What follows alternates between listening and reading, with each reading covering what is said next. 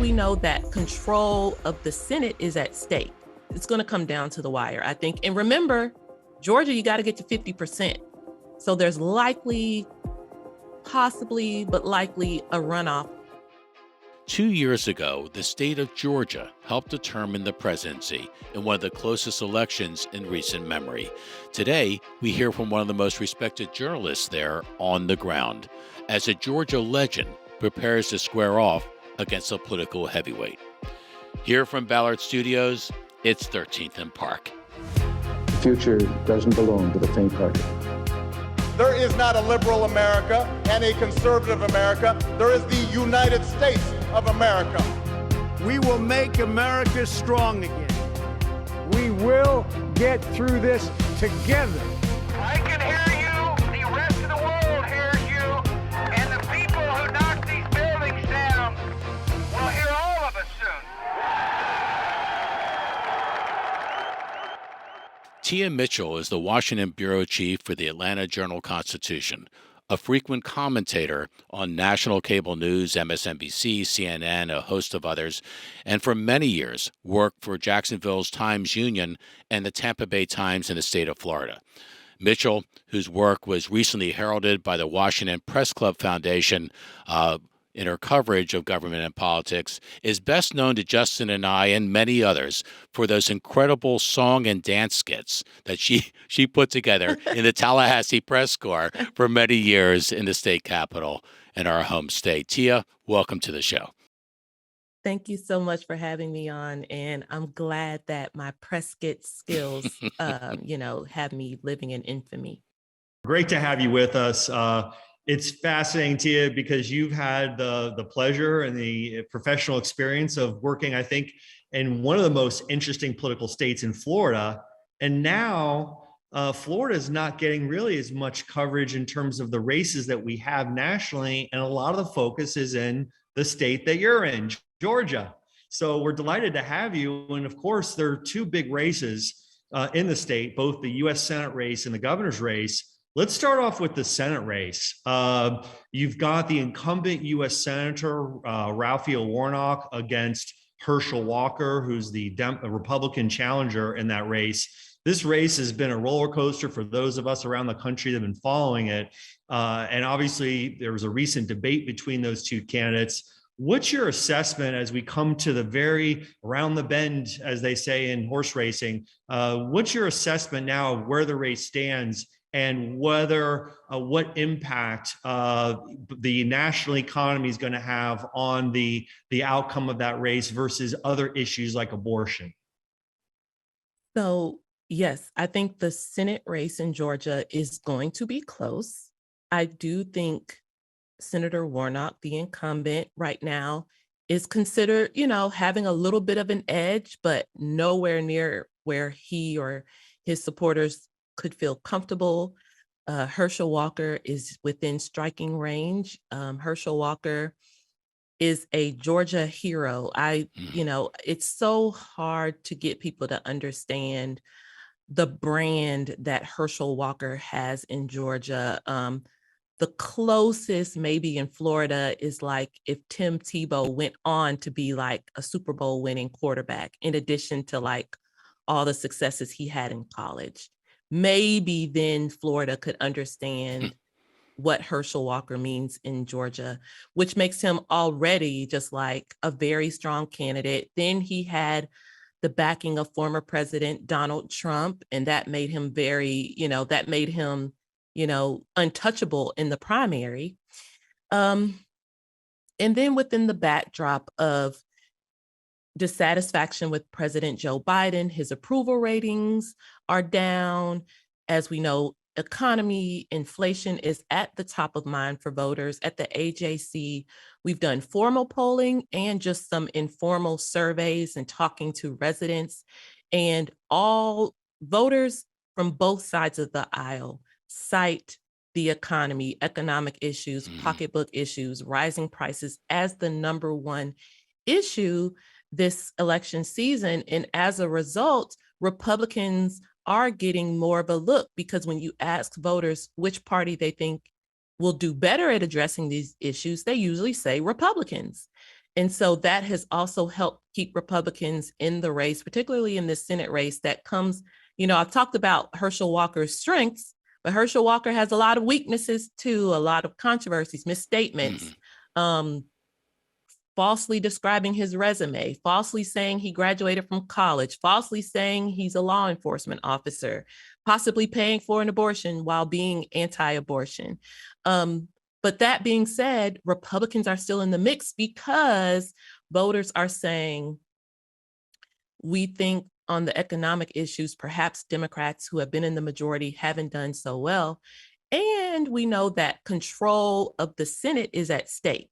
It's going to come down to the wire, I think. And remember, Georgia, you got to get to 50%.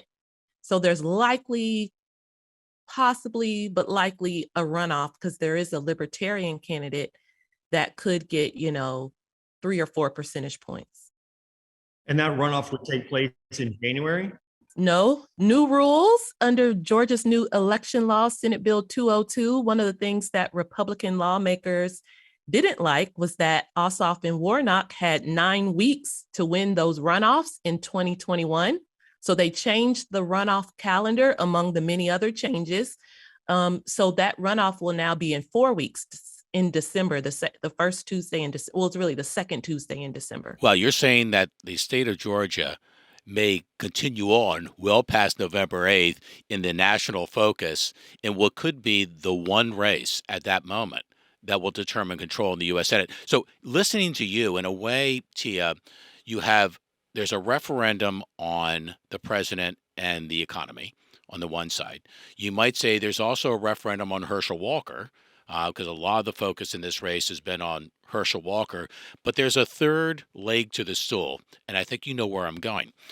Herschel Walker, obviously All-American, one of the greatest athletic legends ever in the state, much less the University of Georgia.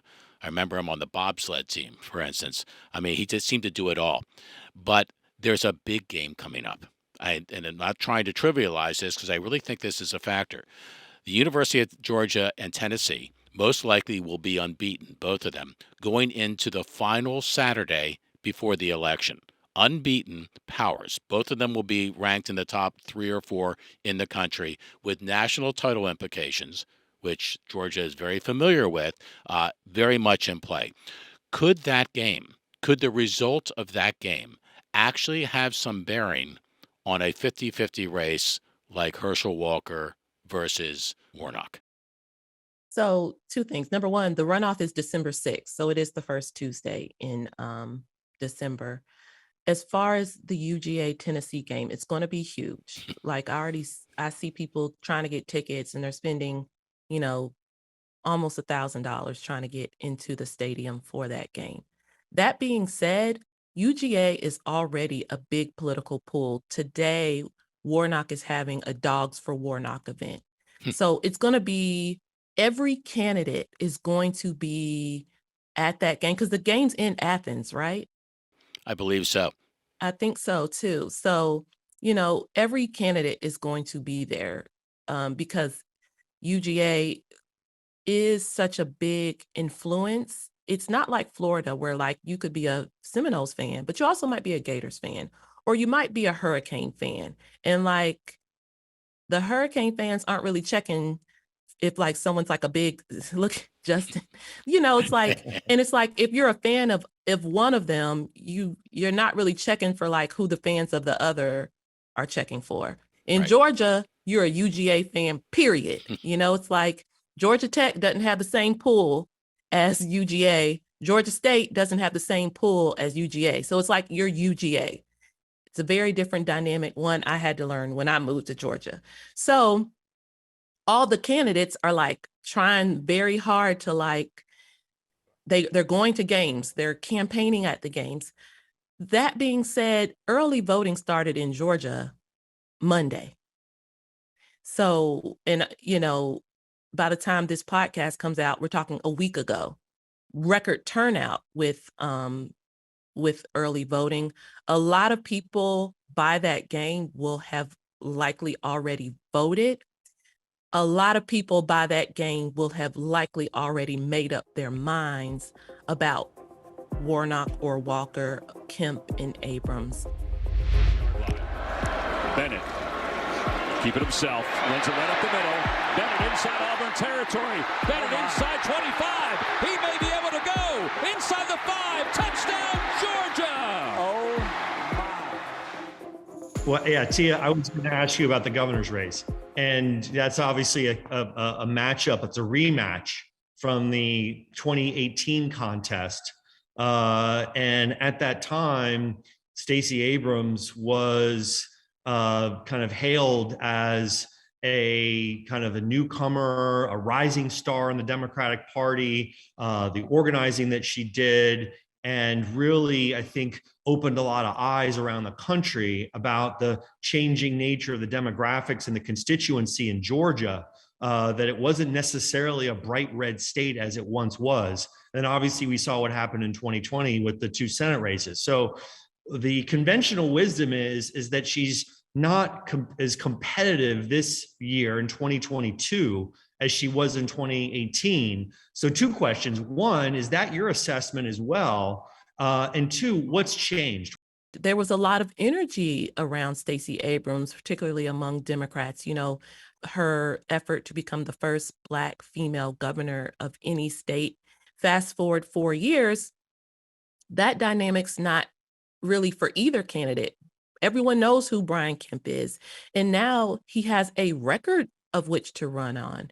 And that record is very strong in certain ways that appeal, number one, to conservatives. He was able to keep even MAGA conservatives in his corner, despite the fact that he ticked off former President Trump.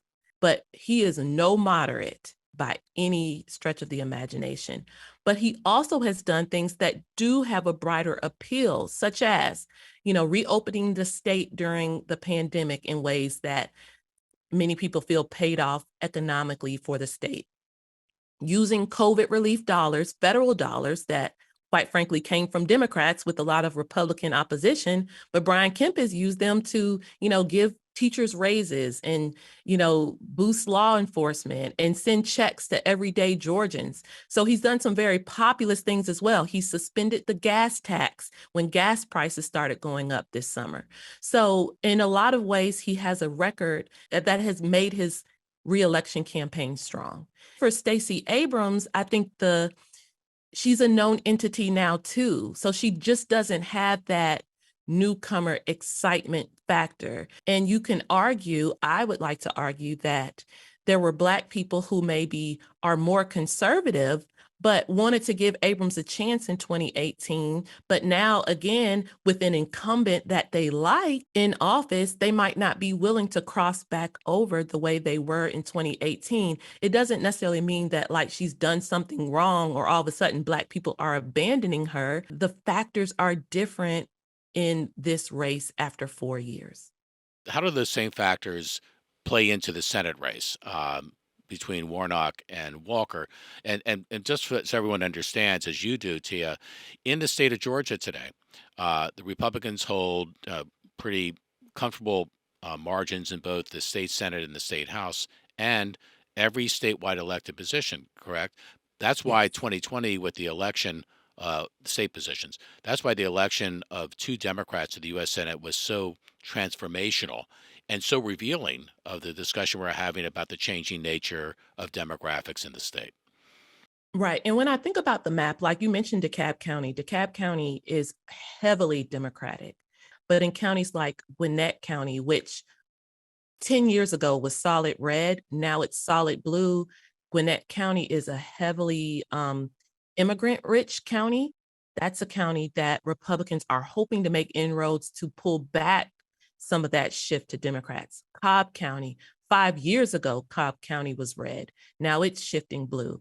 And then you go to the next ring out, counties like Forsyth County are becoming bluer. They're not necessarily blue counties, but becoming bluer in ways that they used to be reliably Republican-leaning counties.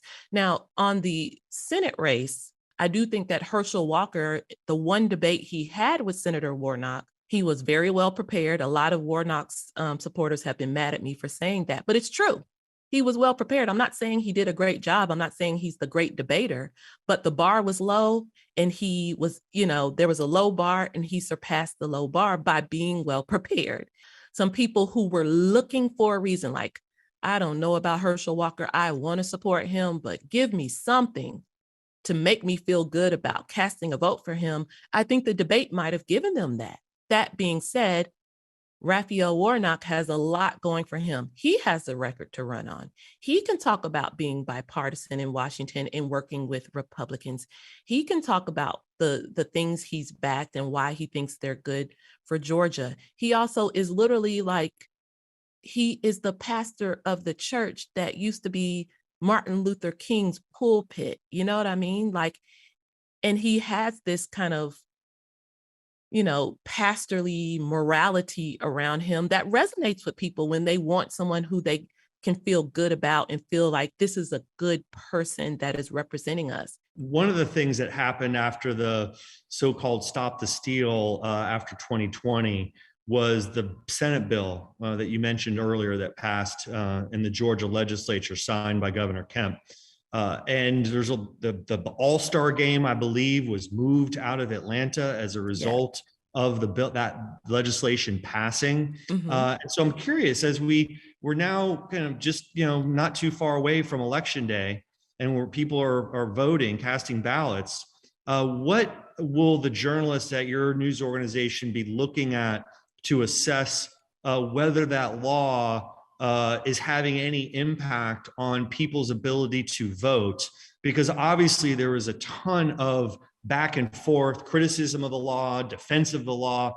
And for those of us outside the state, it's hard to figure out what the reality is. Is it as bad as the critics say it was, or was it as good or innocuous as the proponents said it was? We, the AJC, asked the authors of the law, why are you doing this? What is the justification? What did you see in how the 2020 general election and the 2021 runoffs were done that justified these changes? And they never got a good answer. So we got to start there. Republicans did these changes because Democrats were winning, and we can't ignore that. That being said, these changes are subtle, and the changes aren't, again, likely to have an overwhelming, impact, but that really wasn't the intent. But the changes are the changes, and they do matter. How difficult is it for you and other members of the press and media to be able to convey information to voters that they are desperately seeking to make an informed decision in this kind of hyper atmosphere? How difficult is your job in doing that without getting the scorn, or the praise of partisans who are looking for any edge they can get in the definition of the races before them?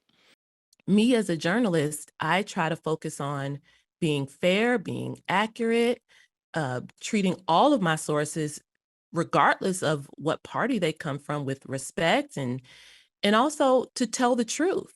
It's important for people at home to really be critical of where they consume their news and information, and make sure you're getting it from places that are reliable. That doesn't mean you're always going to agree.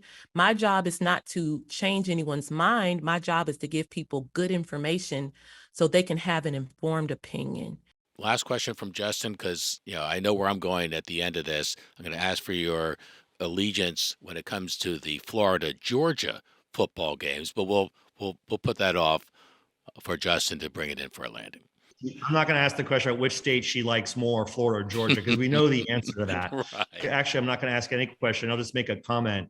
But the last thing you just said, Tia, was that my view is it's very important for your news organization, others, to do exactly what you're doing to explain the process behind your reporting and how you go about the business of journalism at your news organization. I noticed the New York Times does the same thing. When I read their articles online, they have little info boxes that explain how they report and what they do and the process behind it. And building trust, in my view, for trustworthy news organizations is the best way to fight misinformation, because most people just want to know the truth. And if they don't trust the Atlanta Journal-Constitution, or they don't trust the New York Times, they're going to go looking for it somewhere else. So the best thing that news organizations can do can take those actions to build trust, to build transparency in their news reporting so that people can trust them and they'll stop trusting these other sources of news. So that's my comment. Wasn't a question, but I just wanted to say kudos to you and your news organization for doing that. Thank you. And I will say DC is my home now, but Georgia is where I work. It's very much, I consider it, my home base for now.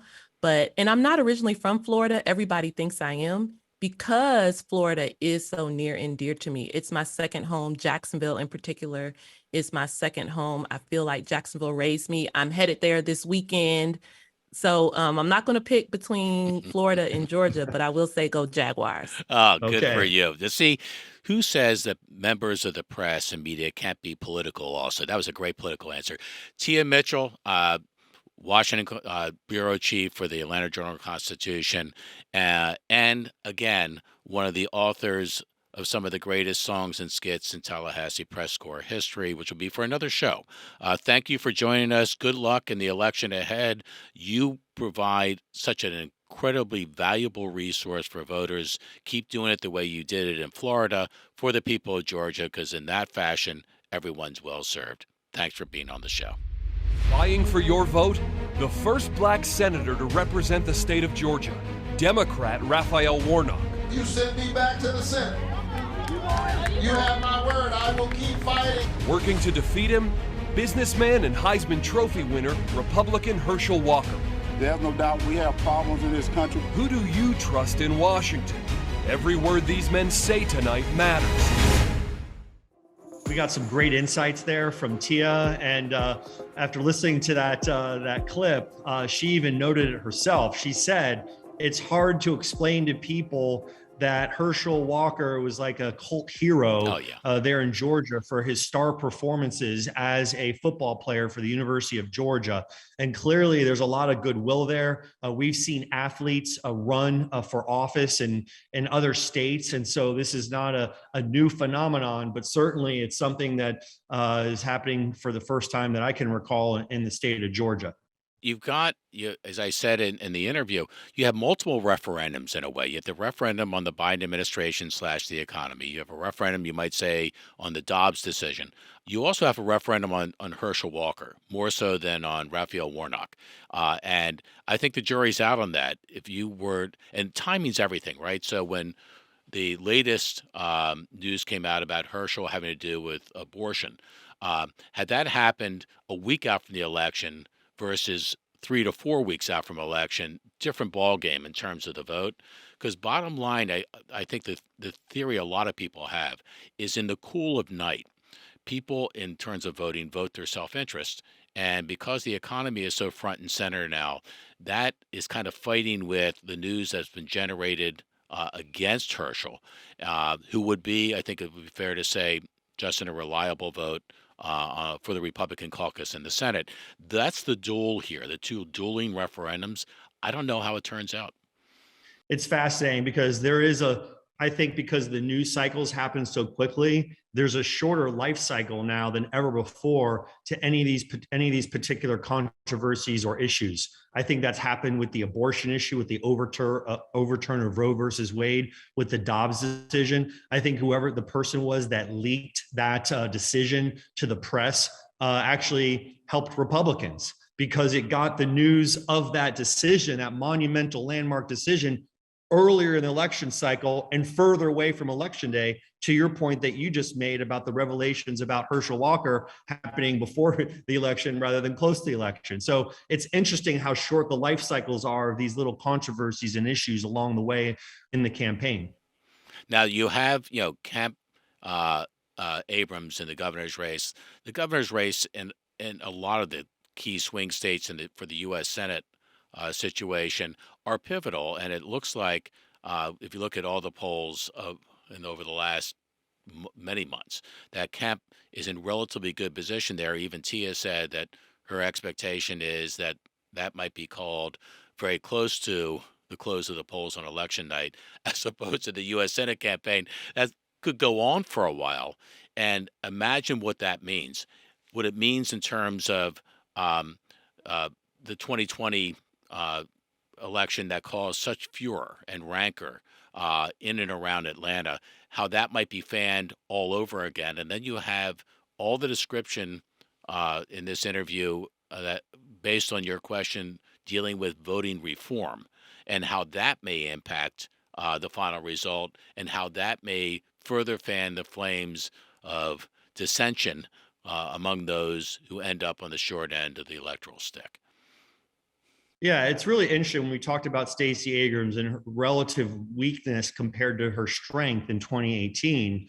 And then, Tia made a really interesting point about Herschel Walker. I think she used the phrase, some people holding their nose because they may not think that he is the right person necessarily, but they want to make a statement in opposition to the Biden agenda. And I think that the Abrams race now and the Herschel Walker race now are flip sides of a coin, in the sense that in 2018, one of the things Abrams had in her favor was opposition to the President Trump and the Trump agenda. And I think that same energy, believe it or not, is helping Herschel Walker, opposition to the Democrats' control of Washington and opposition to the Biden agenda, which explains her weakness this time around and Herschel's strength. And I think that would probably be one of the reasons why, if Herschel Walker does win, he'll win because of people not necessarily voting for him, but voting against the Democrats' unified control of Washington. It's interesting. She talked about the debate and how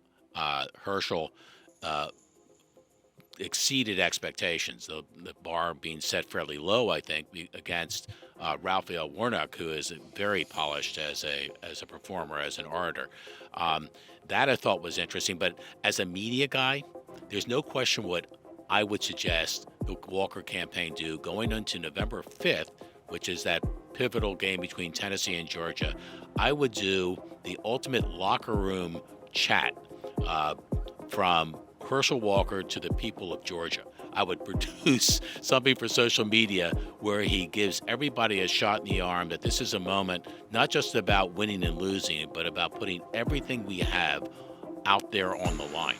And Herschel Walker, given his history with the Bulldogs, probably could deliver that better than anyone. Anyway, another great episode, and we look forward to continuing this conversation, trying to figure out, before it becomes obvious, winners and losers in the midterms.